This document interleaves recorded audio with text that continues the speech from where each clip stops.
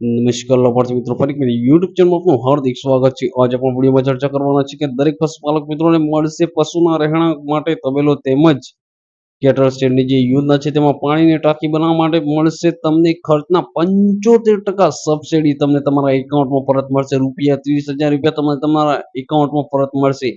તો મિત્રો તમારે આ યોજનામાં તમારું ઓનલાઈન અરજી એટલે કે કેટલ સ્ટેન્ડની જે યોજના છે અત્યારે જે હાલમાં જે ચાલુ છે તેની લાસ્ટ તારીખે 30/6/2025 તો મિત્રો તમારે આ યોજનામાં તમારે ઓનલાઈન અરજી કઈ રીતે કરવી તે તમને વિડીયોમાં બતાવવામાં આવશે। અને મિત્રો તમારે આ ઓનલાઈન અરજી કરવા માટે તમારે કયા કયા દસ્તાવેજ એટલે કયા ડોક્યુમેન્ટની જરૂર પડશે તે તમને આ વિડીયોમાં તમને સ્ટેપ બાય સ્ટેપ તમને બતાવવામાં આવશે। તો મિત્રો આ સ્ટેપની દરેક અપડેટેડ વિડીયો નોટિફિકેશન તમારા સુધી ઝડપથી પહોંચી રહે તે માટે હજુ પણ તમે અમારી ચેનલ સબસ્ક્રાઇબ ન કરતા પહેલા અમારી ચેનલ સબસ્ક્રાઇબ કરો અને બાજુ પેલા બેલ આઇકન બટન પર ક્લિક કરવાનું ભૂલશો નહીં।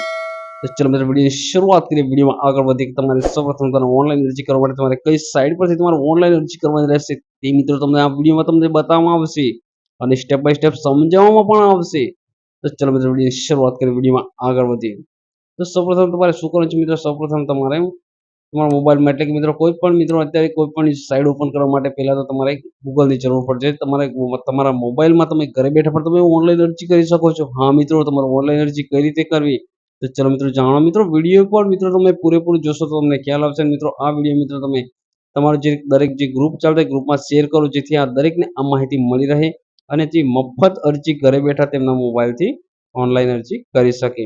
તો ચલો મિત્રો વિડીયોની શરૂઆત કરીએ। સૌપ્રથમ તમારે ગૂગલ ઓપન કરવાનું છે। ગૂગલ ઓપન કર્યા બાદ તમારે આઈ ખેડૂત તમારે ટાઈપ કરવાનું છે। ટાઈપ કર્યા બાદ તમારે સર્ચ કરવાનું છે।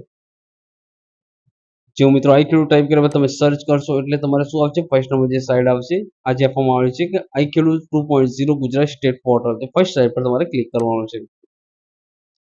જો મિત્રો ફર્સ્ટ સાઇટ પર તમે ક્લિક કરશો એટલે આ રીતના હોમ પેજ શું થશે, તેમાં મિત્રો ફર્સ્ટ તો તમારે લોગિન કરવાનું રહેશે કે લાભાર્થી નોંધણી રજીસ્ટ્રેશન કરવાનું રહેશે। તો મિત્રો તમારે લાભાર્થી નોંધણી રજીસ્ટ્રેશન કઈ રીતે કરવું મિત્રો, તો મિત્રો આ મિત્રો અમારી આ જે ચેનલ છે ચેનલમાં વિડીયો મૂકેલો છે મિત્રો।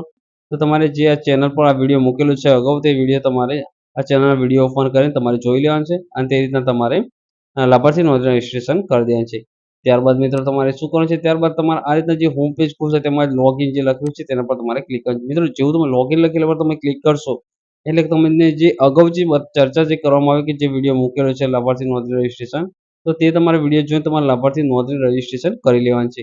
ત્યારબાદ તમે જે મોબાઈલ નંબરથી નોંધણી રજીસ્ટ્રેશન કરો છો તે મોબાઈલ નંબર ટાઈપ કરવાનો છે।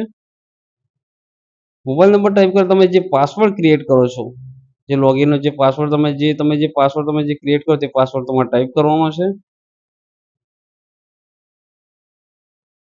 ત્યારબાદ તમારે જે નીચે કેપ્ચા કોડ જે આપેલો છે જે પ્લસ તે તમારે પ્લસ કરીને જે રીતના ટાઈપ કરવાનું છે 9 10 એટલે કે 19 આ રીતના તમારે ત્યારબાદ તમારે લોગિન પર ક્લિક કરવાનું છે નીચે।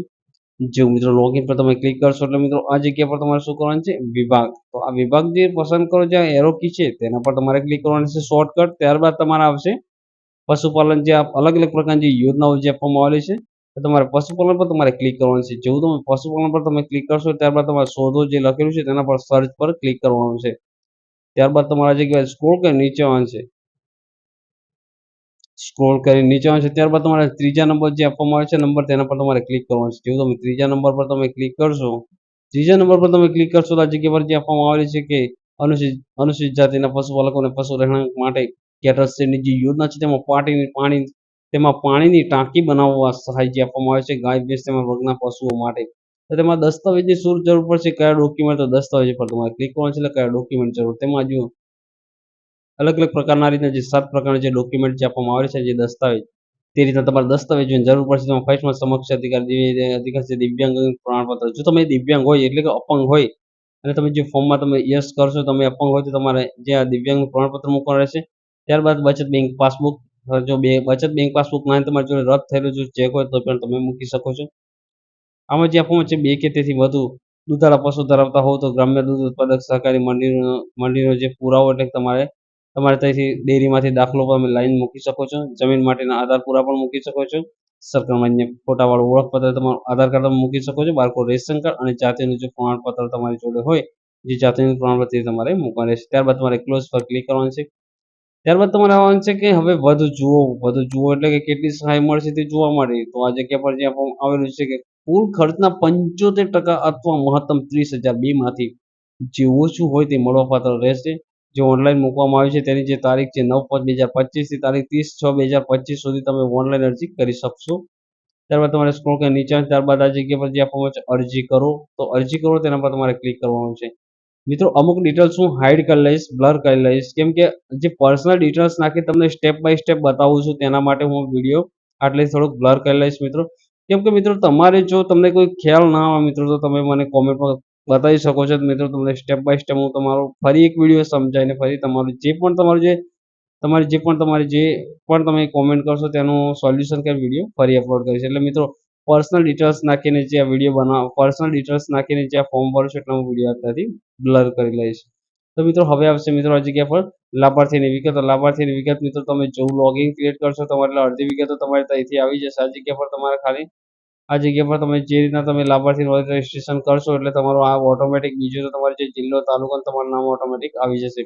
આ જગ્યા પર ખાલી તમારે જે તમારે અનુસૂચિત જાતિના જે પછાત છે પછાત વર્ગના છો કે આ જે આવતું તમારે સિલેક્ટ જો આવતા હોય તો હા કરવાનું છે, આવતા ના હોય તમારે ના કરવાનું છે। તમારે જે આવે તે તમારે કરવાનું રહેશે। ત્યારબાદ પેટા જ્ઞાતિ તમારે જે લાગતી તમારે સિલેક્ટ કરી લેવાનું છે। સિલેક્ટ કર્યા બાદ તમારે સ્ક્રોલ કરી નીચે આવશે। સિલેક્ટ કર્યા બાદ તમારે સ્ક્રોલ કરી નીચે આવશે। ત્યારબાદ તમારે દિવ્યાંગ છો કે કેમ, જો તમે અપંગ હોય તો તમારે હા કરવાનું છે, અપંગ ના હોય તો તમારે ના કરવાનું છે।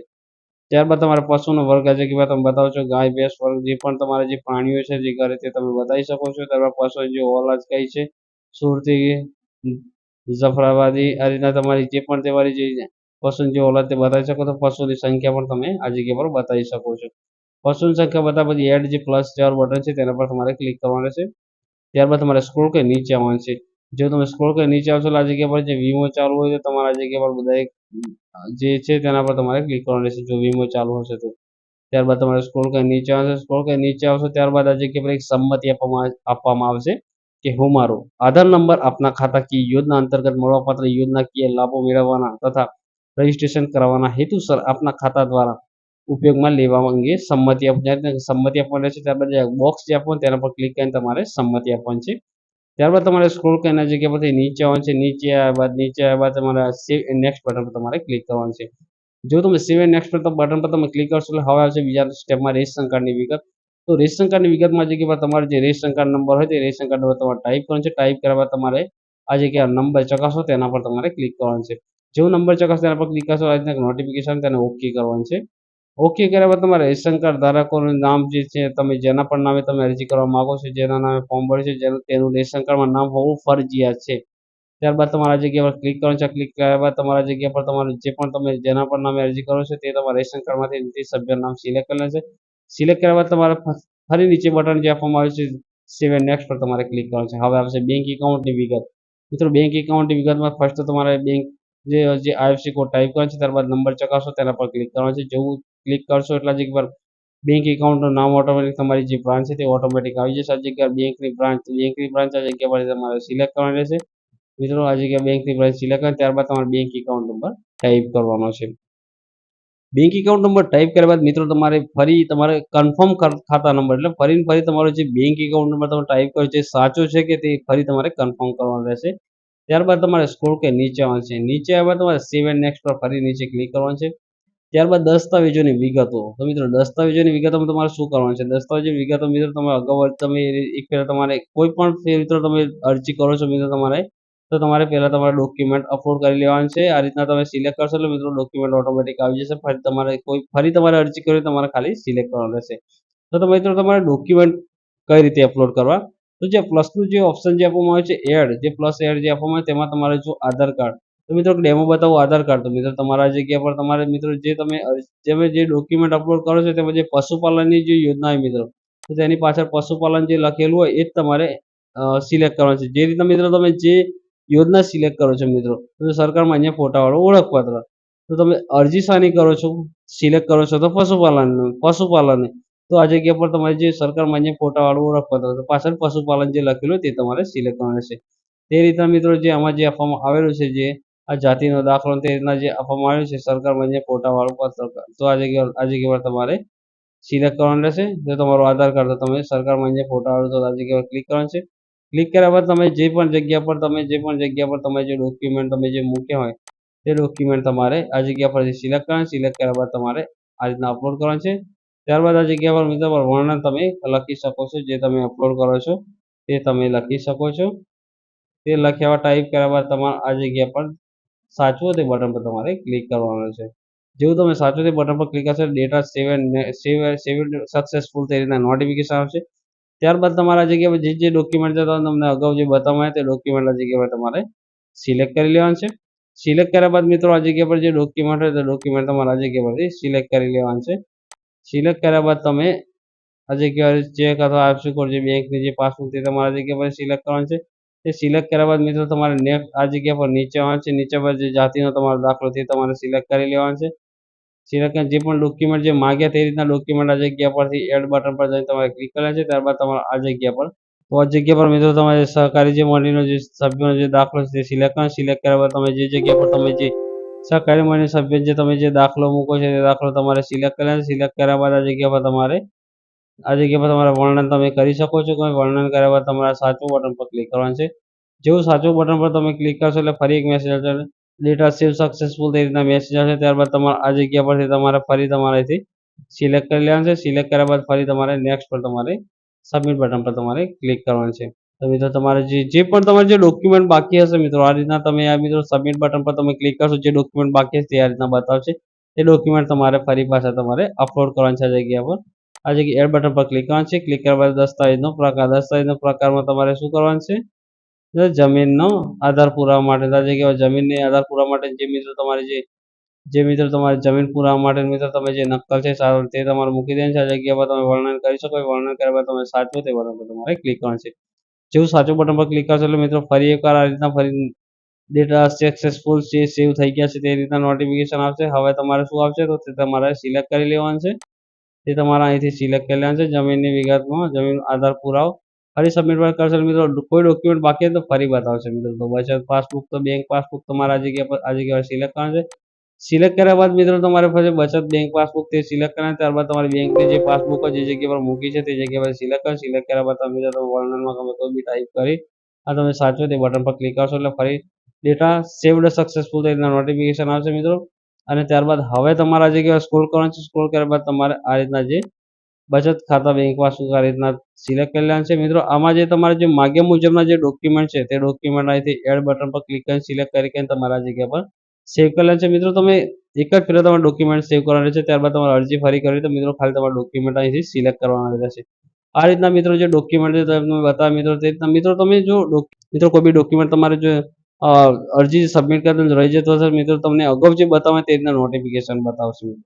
તો ત્યારબાદ મિત્રો તમારા રીતના ડોક્યુમેન્ટ જે માગ્યા મુજબના તમારે સિલેક્ટ કરી લેવાનું છે. મિત્રો તમે ડોક્યુમેન્ટ કોઈ અપલોડ ના થયું મિત્રો તમે સેવ કરશો તો બી સેવ થશે નહીં. તે રીતના નોટિફિકેશન બતાવશે. તમારે જે પણ ડોક્યુમેન્ટ બાકી હશે તમને જે અગાઉ જે બતાવ્યું મિત્રો તે રીતના તમારું ડોક્યુમેન્ટ જે બાકી છે તે બતાવશે તે તમારે સિલેક્ટ કરી લેવાનું છે. તે રીતના તમારે દરેક ડોક્યુમેન્ટ માગ્યા મુજબના સિલેક્ટ કરી લેવાનું છે. આ જગ્યા પરથી આ જગ્યા પર તમારે સેવ કરી દેવાનું. સેવ કર્યા બાદ આ જગ્યા પર જે ડોક્યુમેન્ટ સિલેક્ટ કર્યા બાદ તમારે સબમિટ બટન પર ક્લિક કરવાનું છે. જેવું મિત્રો સબમિટ બટન ક્લિક કરશો આ રીતના નોટિફિકેશન એના પર તમે ક્લિક કરશો એટલે મિત્રો તમારી અરજી ઓનલાઈન થઈ જશે. ત્યારબાદ મિત્રો આ રીતના અરજી ઓનલાઈન થઈ જશે. તેમાં તમારે આ રીતના સ્ક્રોલ કરી નીચે મિત્રો તેમાં આ રીતના બતાવશે. તેમાં જે પ્રિન્ટનો જે ઓપ્શન છે તેના પર મિત્રો તમે ક્લિક કરશો. તેના પર તમે ક્લિક કરશો મિત્રો એટલે આ રીતના તમારી અરજી આ રીતના મિત્રો તમારી જે અરજી કરવાની રહેશે. અને તે રીતના પ્રિન્ટ આ જગ્યા પર પ્રિન્ટ પર તમારે ક્લિક કરવાનું છે. જેવું તમે પ્રિન્ટ પર તમે ક્લિક કરશો આ રીતના અરજી ડાઉનલોડ થશે. તે સેવ કરી લેવાનું છે. સેવ કર્યા બાદ તમારે આ રીતના અરજી ઓપન કરવાની છે મિત્રો. તમે જે પ્રતિમા જે આપવામાં આવી છે મિત્રો જે પ્રતિમા જે કચેરી આપવામાં આવી છે તે કચેરી તમારે અરજી પહોંચાડવાની રહેશે. જે નામ ઓટોમેટિક ઉપર આવી જશે મિત્રો. આ જે પ્રતિની જે કચેરી આપવામાં આવી છે તે જગ્યા પર તમારે અરજી પહોંચાડવાની રહેશે મિત્રો. અને આ જગ્યા પર જે સામેલ જે ડોક્યુમેન્ટ છે જે ડોક્યુમેન્ટ એટલા ડોક્યુમેન્ટ જોઈન્ટ કરવાનું રહેશે. અને જોઈન્ટ કર્યા બાદ તમારે અરજી જે આજે આપવામાં આવેલું છે જે અરજી જે આપવામાં આવેલી છે મિત્રો જે પ્રતિમાંથી જગ્યા પર તમારે અરજી પહોંચાડવાની રહેશે મિત્રો. આ રીતે તમારે અરજી ઓનલાઈન કરવાની રહેશે મિત્રો. તો થેન્ક યુ મિત્રો. આભાર મિત્રો. તો મિત્રો આ ટાઈપના દરેક અપડેટેડ વિડીયો નોટિફિકેશન તમારા સુધી ઝડપથી પહોંચી રહે તે માટે હજુ પણ તમે અમારી ચેનલ સબસ્ક્રાઇબ ન કરો તો પહેલા અમારી ચેનલ સબસ્ક્રાઇબ કરો. બાજુ પેલા બેલ આઇકન બટન પર ક્લિક કરવાનું ભૂલશો નહીં. ચલો મિત્રો મળીશું ફરી એક નવા વિડીયોમાં. Thank you. આભાર. ડેલી વિડીયો જો મિત્રો આ ટાઈપની દરેક યોજનાઓના ડેલી વિડીયો જોવા માટે મિત્રો અમારી ચેનલ સબસ્ક્રાઇબ ન કરી તો પહેલા અમારી ચેનલ સબસ્ક્રાઇબ કરો અને બાજુ પેલા બેલ આઇકન બટન પર ક્લિક કરવાનું ભૂલશો. ચલો મિત્રો મળીશું ફરી એક નવા વિડીયોમાં. Thank you. આભાર.